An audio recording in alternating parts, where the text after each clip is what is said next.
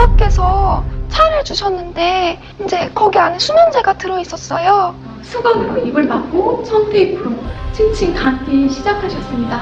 오토바이나 정도 묶을 정도의 어떤 굵은 진짜 쇠사슬이었는데 그거를 발에다가 채우시는 거예요. 제 얼굴을 주먹으로 마구 때리고 입을 틀어막고 외부와 연락할 수 없도록 핸드폰을 빼앗고 소지품마저 다 숨겨버렸습니다.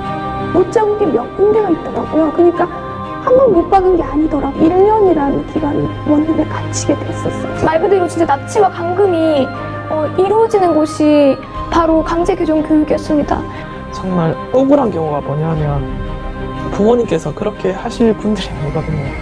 조금적이고 희생적이고 자녀가 전부였던 그 마음을 가지고 이용을 한 거죠. 제가 그런 정신병이 있는 것처럼 이렇게 유도를 했고 도둑놈 그리고 거짓말쟁이 심지어는 무슨 큰 범죄자인 것처럼 이렇게 몰아갑니다. 저는 그 어린 나이에 마치 사회 불구자처럼 밀장을 당하는 기분이 들었습니다.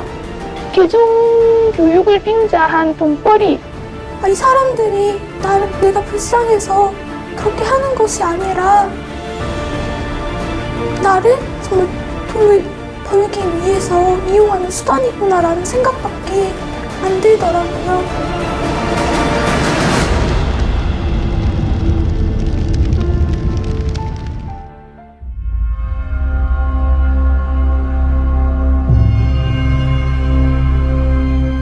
음식물에 수면제를 타셔서 저도 알지 못하게 먹고 이제 잠이 들었는데 이제 어지러운 상태에서 눈을 뜨니까 이제 친척들이 저희 집에 와 있더라고요. 그래서 저는 이제 그곳에서 나가려고 시도를 하였지만 이미 몸은 제가 원하는 대로 이제 움직일 수 없었고 나가려고 했지만 이제 친척들과 부모님께서는 사주를 받아서 저에게 수갑을 채우시고 테이프로 입과 다리를 묶으셨고 이제 큰 여행용 가방에 저를 넣어서 이제 강제로 이동시키셨습니다.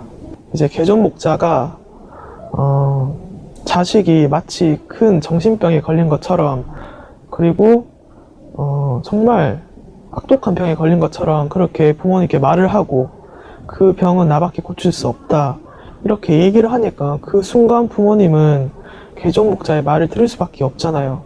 그래서 그렇게 좀 상식 밖의 그런 일을 또 하신 것 같습니다. 개종교육이라는 것이 진짜 합법적이고 그렇다면 강제로 납치, 감금을 하여서 사람 불안하게 떨게 하면서 그렇게 이루어질 필요가 없겠죠. 부모님이 강제로 이제 막 옷을 벗겨서 무언가가 이제 핸드폰이라든지 뭐 연락할 수 있는 어떤 수단이 있는지를 막 다 점검하시고 막 수색 같은 것들을 다 하시고 그리고 이제 진짜 손도 안 대시고 진짜 매도 안 되시던 분이 온갖 폭언을 하시고 저희 부모님이 아닌 것 같았어요. 막상 아들을 꺼내기로 한 그 계획한 날이 다가오니까 그 전도사가 하는 말이 자기는 빠져야 되겠대요. 자기가 여기 끼면은 자기는 목회야 하는데 복귀하는데 무슨 문제가 생길 수가 있으니까 자기는 빠지겠다고 대신 경무원을 하나 사주겠다는 거예요. 그래갖고 그때 경무원을 사주더라고요. 어떤 사람은 뭐 수면제를 7알을 먹여가지고 성공을 했다고 하면서 아들한테 수면제를 너무 조금 먹인 거 아니냐. 더 많이 먹여갖고 이번에는 더 단단하게 해서 그 아이를 끌고 와라. 만약에 그쪽에 내가 끌고 오지 않으면 자기들이 우리 집으로까지 와서 해주겠다. 이렇게 얘기를 하더라고요.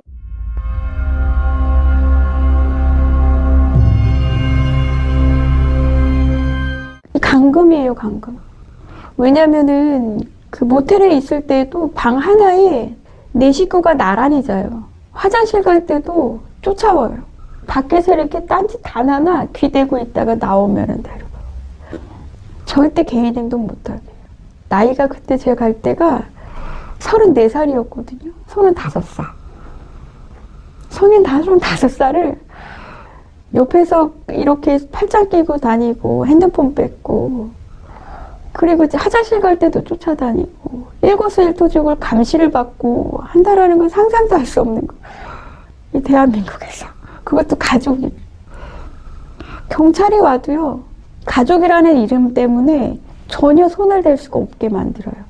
그리고 원룸에 갇혀 있을 때 그 주변에 막 그런 상황들이 또 많이 일어나요. 그럼 살려주세요, 살려주세요, 나 도와주세요. 그런 자매들의 울부짖는 소리 들을 때는 안에서 어떤 것도 해줄 수 없고 바로 옆방에서도 막 그게 옥신각신한 소리가 들려요. 그럼 벌써 자세히 들어보면 우리와 그들과의 싸움으로 막 그럼 또 한 자매가 또 끌려왔네. 밖에서도 막 비명 소리가 들리면 또 한 명이 또 끌려왔네. 막 그런 마음 아픔이 엄청 심하죠. 근데 그 주변에 어쨌든 그 교회로 인해서 상권이 많이 도움을 받나 봐요. 그러니까 도와주질 않아요. 도와주세요 해도 그냥 또 어떤 일이 있대하고 그냥 일상적으로 지나치지 안 도와주더라고요. 그 사람들이 우리를 비방하는 말들이 참으로 이제 우습지 않습니까? 네, 성경을 통해서 이제 이것을 기준으로 본다면 참으로 이곳이 진짜 이제 명쾌하고 정말 그 원칙에 맞게끔 이제 그런 답이 있는 곳인데 그런 것들을 이제 그 뭐 사사건건 이제 그런 말도 안 되는 것으로 이렇게 비방하는 것을 보면 상식이 있다면 이제 그것을 들어만 봐도 이제 뭐가 맞는지 아닌지 알 수가 있지 않습니까? 그쪽에는 말씀도 없고 진리도 없고 하나님 뜻대로 하지 않는다는 것이란 것을 알게 됐어요. 개종교육하는 그 목사들이 그들은 진리가 없고 하나님 말씀이 없고 예수님 말씀이 없으니까 진리를 이렇게 성경으로 하자고 했을 때 그들이 답변을 못 해주니까 저한테 포천의 허브랜드의 향을 가서 맡고라. 자신 있게 당당하게 말씀으로 해야 되는데 성경으로 안 되니까 어떻게 허브랜드의 향을 맡고야 개종교육이 되겠어요. 희망의 영상들을 보았을 때 어느 것 하나 성경적인 것이 없었고 또 성경적인 반증을 통해서 무엇인가 말을 할 수 있는 부분들도 아니었습니다. 모두 다 인신공격에 대한 부분이었고 다 거짓으로 판명이 났던 PD수첩의 영상들이었습니다. 그 교육을 진행할 때는 1대1 교육인 것처럼 이렇게 테이블에 같이 앉게 되는데요. 실제로는 1대1이 아니라 거의 20대1이라고 보시면 됩니다. 제 옆으로는 가족들이 같이 앉아있고 그리고 뒤로는 적게는 5명, 많게는 10명이 넘게 이미 개종이 된 사람들이 앉아 있습니다. 내 자식이 이 정도밖에 안 되는구나라는 그런 분위기로 몰아가면서 거기에서 그들이 주장하는 교리들은 가족들이 듣기에는 그들의 말을 믿게 되거든요. 근데 보면 계시록도 알지 못하면서 우리를 틀렸다고 자꾸 지적을 하고 그리고 그들이 하는 말은 성경에는 전혀 또 맞지도 않습니다. 대부분 하는 것은 무수한 자료들을 가지고 와서 총회장님에 대한 비방 그리고 우리들이 굉장히 뭔가 잘못된 것처럼 근거 없는 자료를 가지고 비방하는 말들이 대부분이 됩니다.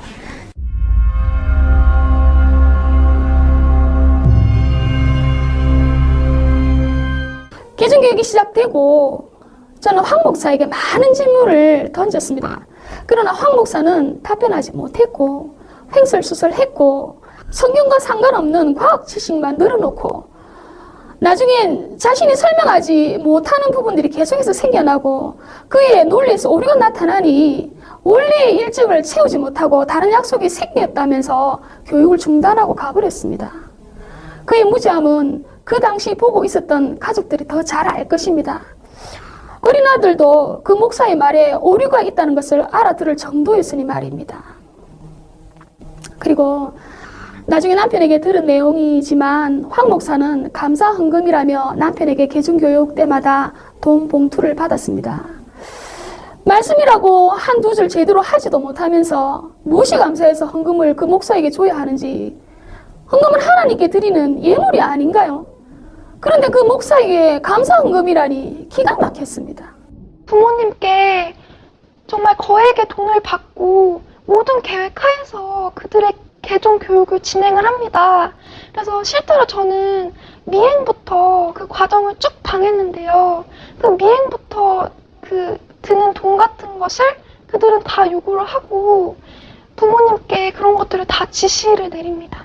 개종 목사들은 강제 개종 교육에서 탈출한 사람이 고소를 하거나 법적으로 문제가 생겼을 때 아무런 정말 약점, 허점을 잡히지 않도록 가족을 방패막으로 삼는 그런 치졸한 방법을 쓰는 자들입니다. 목사라는 사람이 직접 교육을 하는 중간중간에 자주 방귀도 끼고 영상을 틀고는 대놓고 눈을 감고 잠을 자는 게 아니겠습니까? 아니 세상에 한 사람을 교육시키겠다고 하는 목사가 이런 태도를 보여도 되는 건지 교육을 시키겠다는 건지 뭐 하자는 건지 이런 모습들을 보니 목사 같지도 않았고 그 말을 들을 가치가 전혀 없겠다고 생각이 들었습니다. 게다가 점심시간만 되면 자기가 먹고 싶은 음식을 주문했습니다. 버젓이 왕처럼 앉아서 저희 부모님이 계산할 때까지 기다렸고 그것을 당연하다는 듯이 식사를 했습니다. 이렇게 바보같이 에게 순종해서 당하는 부모님이 너무 안타까웠고 답답하고 미칠 것만 같았습니다.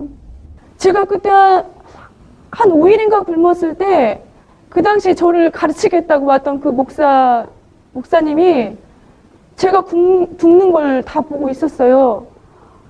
5일 동안 밥을 안 먹으면요 사람이 실신이 되더라고요. 그래서 이렇게 누워있어 앉아있을 힘도 없어요. 누워있는데 그 목사가 짜장면을 시키는 거예요, 제 앞에서. 그러더니 짜장면을 너무 맛있게 먹는 거예요. 저 모습을 정말 세상에 있는 모든 신앙하는 사람이 저 모습을 봐야 되는데 나 혼자 봐서 저걸 어떻게 하나, 제가 그 생각을 했어요. 그래서 지금도 대법원에 가면은 사건 조사한 그 한 사람 한 사람 다 불렀거든요. 정말 이 세상 사람들한테 그 조사했던 그 기록 하나하나 그게 다 지금 은폐되어 있고 다 보관되어 있잖아요. 그걸 다 보여주고 싶어요. 거기 보면은 왜 굶겼는지 그 이유도 다 써 있어요. 너무 힘이 세니까 밥을 굶기면 힘이 없어서 우리가 시키는 대로 하겠구나. 그런 게 다 기록이 되어 있어요. 그걸 세상에 다 보여주고 싶어요.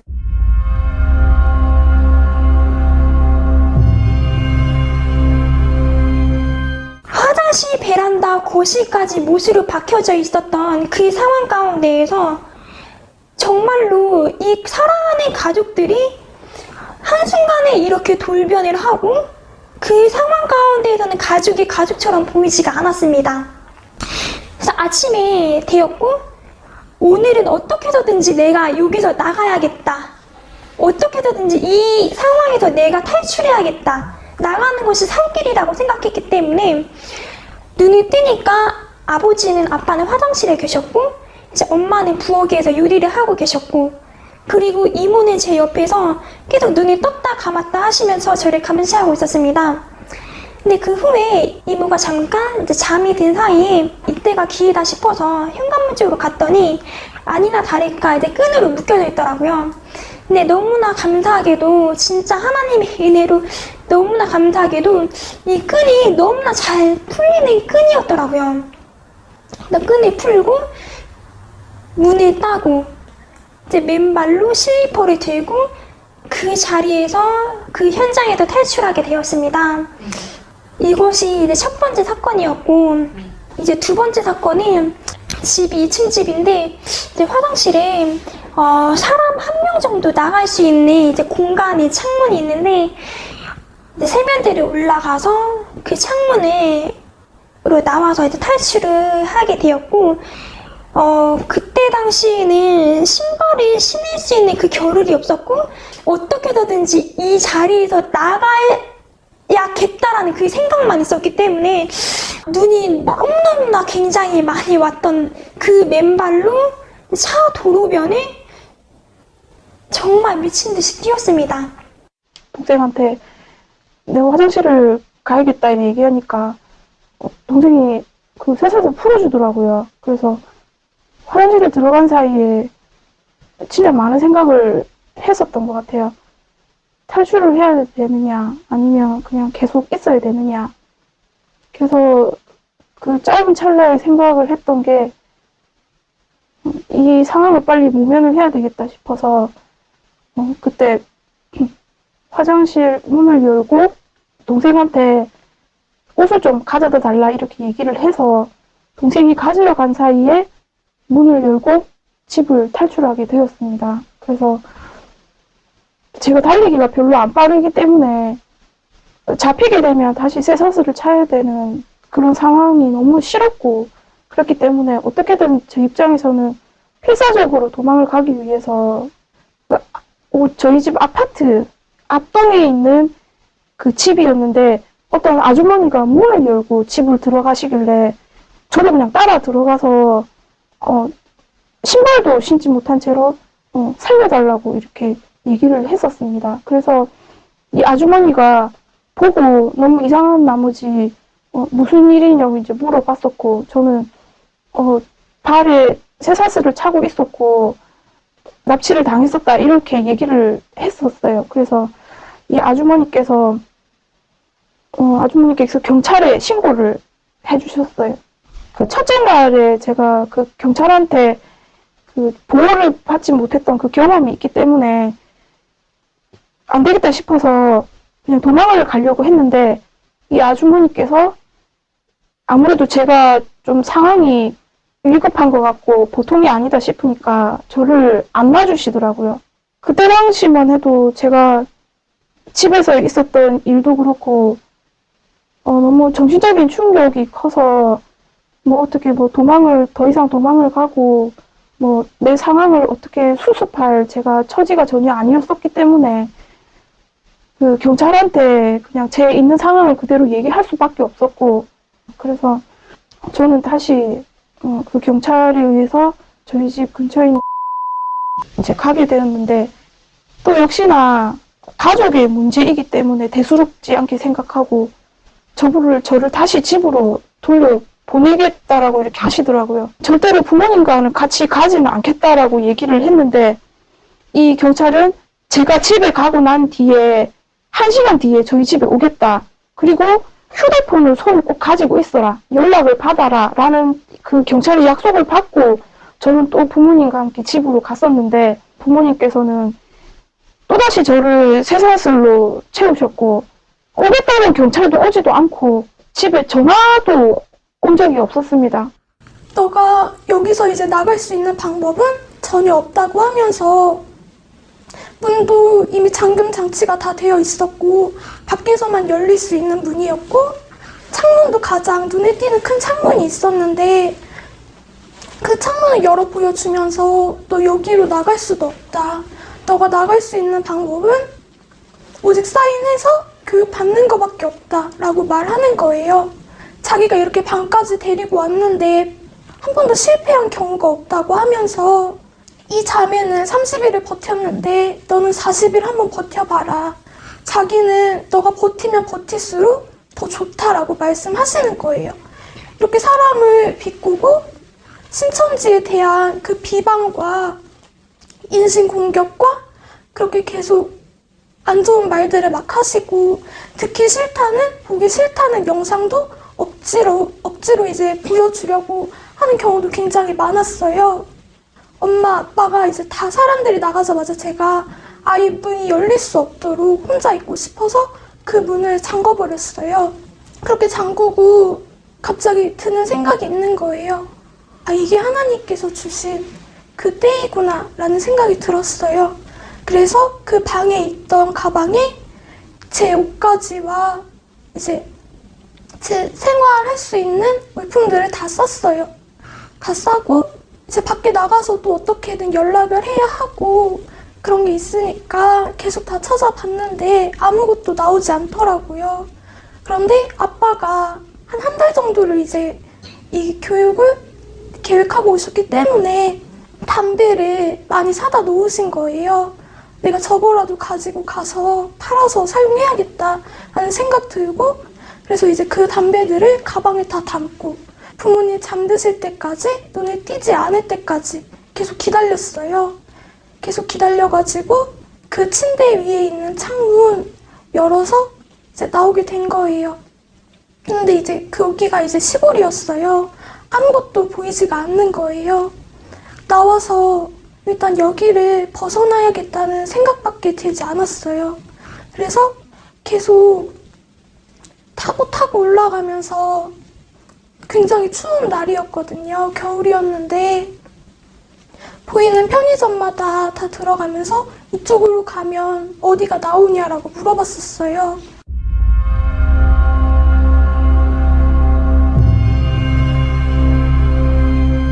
그들이 행했던 비인격적인 행위들이 정말 너무 기억에 남습니다. 그 수갑을 채우고 그다음에 안대를 가리게 하고 그리고 정말 제가 저항을 하면 부모님을 시켜서 폭행, 폭언을 서슴없이 저지르라고 하는 정말 그들의 그런 뒤에서 그렇게 부모님을 방패막 삼아서 그런 저지르는 그런 행동들이 어떻게 사람이 사람한테 저지를 수 있는 행동들인가 정말 이거는 있어서는 안 될 일이다. 그래서 지금 실제로 저는 밤에 잘 때마다 그들이 저에게 했던 행위 때문에 그런 과정들이 꿈에 계속 나서 악몽으로 시달리고 있는 상황에 처해 있습니다. 가족들이 난데없이 납치범으로 변하고 징역 2년에 벌금 500만 원의 그런 아주 중형에 해당하는 그런 일을 자행하고 있으면서도 그게 그렇게 나쁜 행위라는 것을 모를 정도로 이 개종 목자들이 상담을 하고 있다는 거예요. 극도의 그런 불안감을 조장을 해가지고 이렇게 한 가정을 파탄에 빠뜨리는 것, 그것이 개종 목자들이 하는 짓이라는 거예요.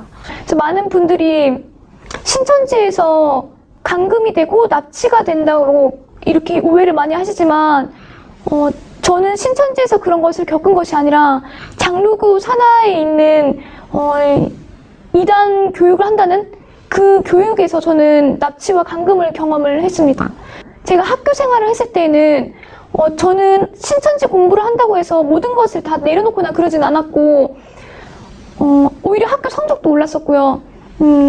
대인관계에서 뭔가 문제가 되는 것도 없었고 그런 모든 것이 또 가족들 간에 화평도 굉장히 유지가 되고 있었고 하지만 그 모든 것이 대인관계, 학업, 그리고 가족관계 그리고 저의 개인적인 성향까지 강제 개종 교육으로 인해서 모든 게 다 망가졌습니다. 학업은 휴학을 강요해서 못하게 되었고 그 위로는 사람들의 눈이 무서워서 제가 나가기가 너무 힘들었고 가족들과는 서로 믿어주던 그 신뢰 관계가 많이 깨뜨려졌고요. 대인관계에서도 실제로 그런 트라우마가 많이 생겨서 사람을 믿는데 힘든 부분도 굉장히 많이 생겼습니다. 우리 가족은 정말 남부럽지 않은 화목한 가족이었는데 개종 목사들로 인해 서로를 불신하고 억압하는 가족으로 무너져 버린 것입니다. 그 사실이 저를 가장 힘들게 했습니다. 또한 개종 목사의 지시로 같은 학교를 다니고 있던 지인들이 제가 이단 사이비에 빠졌다고 소문을 내어서 저는 정상적인 학교 생활도 인간관계도 지속할 수가 없게 되고 말았습니다. 저는 제가 앞으로 어떻게 살아야 될지 너무나도 막막해졌습니다. 어느 누구보다도 군대에 있을 때보다도 더 열심히 생활을 했었고, 그래서 조금이나마 집에 도움을 주기 위해서 바쁜 학업 가운데도 사실 아르바이트를 2개를 했었거든요. 그래서 지원을 해드렸고, 그런데 이렇게 일주일 동안 이렇게 강제로 교육을 받게 되었을 때 정말 어렵게 구한 직장이었는데 그 직장도 다 잘리게 되었고 부모님과의 관계도 많이 안 좋아진 상태였습니다. 그 당시 이제 상황 모든 이제 서류를 내 앞에 두고 그 많은 사람들이 전부 다 나에게 이제 이혼할 것을 이제 강제적으로 요구하더라고요. 가족이었던 목사인 고모부는 나에게 이혼하지 않으면 응하지 않으면은 엄청난 말을 하더라고. 그때 당시 진짜 내 몸을 갈기갈기 찢어서 뭐 길거리에 널어놓겠다는 그런 말을 하고 내 머리를 갈아서 먹어버리겠다는 그런 말을 하면서 나를 협박하더라고요. 세상 천지에 목사라는 사람이 말씀으로 나를 해유시킬 생각은 안 하고 그렇게 험악한 말을 하면서 협박을 할 수 있는 것인지 나는 그때 당시 너무너무 분통하고 정말 기가 막히더라고요. 또 계속적으로 감금하며 잠도 재우지 않고 말로 고문하는 상황이 너무나 견디기 힘들어서 나는 결국 이혼을 응하고 말았습니다. 그러자 남편의 가족들은 이제 너 갈 길 가라 하면서 나를 그 집에서 이제 내쫓았거든요. 나는 이제 신용불량자 상태에 옷 한 벌도 제대로 이제 입지 못하고 자녀들 얼굴도 보지 못한 데 이제 쫓겨났거든요. 신천지에 가면 이혼하고 가정이 피폐해지고 감금 폭행을 당한다고 하지만 우리 가족을 찢고 가정 파탄시킨 것은 그들이었습니다. 나를 감금하고 폭행한 것은 신천지가 아닌 그들이었습니다. 정말 여러분들의 자녀가, 친구가, 그리고 주변 사람이 진짜 그런 상황이 닥쳤을 때 진짜 그 사람이, 사랑하는 사람이 막 호소하는데 그 사람의 의견과 생각은 완전 깡그리 무시하고 그냥 지나가던 사람의 말을 듣고 당신 딸은, 당신 친구는 그냥 미친 사람이야. 그 사람은 진짜 돌았어 이렇게 얘기하는 거를 믿는 거랑 똑같다고 저는 생각이 들거든요. 그러면 그 사랑하는 사람이 어떠한 기분이겠어요? 어떠한 정말 감정이고 정말 어떠한 그런 어려움과 마음에 그거를 한번 생각해 주셨으면 좋겠어요. 진짜 그것이 아니라 그 정말 사랑한다면 그 사람의 말을 먼저 듣고 무엇이 맞는지 옳고 그른지 판단해야 되는 게 저는 먼저라고 생각하거든요. 과연 신천지가 어떤 것인지 본인들도 한번 와서 경험을 해보라는 거예요. 경험해 봐야만 신천지가 세상이 말하는 저 흔히 말하는 교회 사람들이 말하는 그것이 아니라는 것을 알게 될 겁니다. 그래 제가 아무리 아니라고 해도 그걸 믿지 못한다는 사람들은 있을 거예요. 왜냐면 보지 않고 이야기한 건 그거는 그 사람이 진실된 마음이 없잖아요. 저는 와봤고 제가 그것을 확인했으니까 당당하게 이야기할 수 있는 겁니다. 네, 우리나라는 종교의 자유가 있는 나라입니다. 그럼에도 불구하고 강제적으로 개종교육을 하는 것은 엄연히 불법이고 범죄 행위입니다. 이들이 범죄 행위를 버젓이 몇 년 동안 해오면서 수천 명에 다다르는 피해자가 있는데요. 그렇게 할 수 있었던 이유는 직접적으로 나서지 않고 가족을 이용해서 감금하고 폭행하게 했기 때문입니다. 결국은 가정 파괴범까지 된 것입니다. 이런 가운데 그들이 또 그들의 그 범죄 사실을 숨기려고 언론을 이용해서 신천지를 불법적인 단체인 것처럼 포장해서 언론 플레이를 하고 있습니다. 우리는 국민들 입장에서 그들의 거짓말에 속을 것이 아니라 이 모든 사실을 바로 아는 것이 그들의 범죄 행위가 또다시 이루어지지 않게 하는 힘이 될 것이라고 생각합니다. 개종교육을 갔다 와서 저한테는 정말 전과 후는 정말 180도로 달라졌어요. 아주 안 좋게. 완전 인권 유린이잖아요. 그래서 이런 일이 이 시대에 일어난다는 게 너무 기가 막혔어요. 제 인생에 있어서는 아직까지 지울 수 없는 지옥과 같은 세상 누구라도 나와 같이 이런 일을 당한다면 얼마나 억울하고 고통스럽지 않겠느냐. 정말 이 대한민국 안에서 어떻게 이런 일이 있을 수 있을까. 대한민국 헌법 제10조 모든 국민은 인간으로서의 존엄과 가치를 가지며 행복을 추구할 권리를 가진다. 국가는 개인이 가지는 불가침의 기본적 인권을 확인하고 이를 보장할 의무를 진다. 제37조 제1항 국민의 자유와 권리는 헌법에 열거되지 아니한 이유로 경시되지 아니한다. 제12조 제1항 모든 국민은 신체의 자유를 가진다. 인간 존엄성과 국민의 자유가 보장된다는 대한민국에 사람이 동물보다 못한 취급을 받는 일이 어찌 허용될 수 있으며 왜 용인하고 있는가? 반인륜적, 부도덕적인 행위를 저질러 놓고 오히려 신천지의 죄를 뒤집어 씌우는 것이 어찌 사람의 도리라 할 수 있겠는가? 누가 이들의 상처와 억울함을 보상할 수 있는가? 강제 개종교육은 엄연히 대한민국 헌법을 정면 위반한 행위이며 반드시 근절되어야 한다.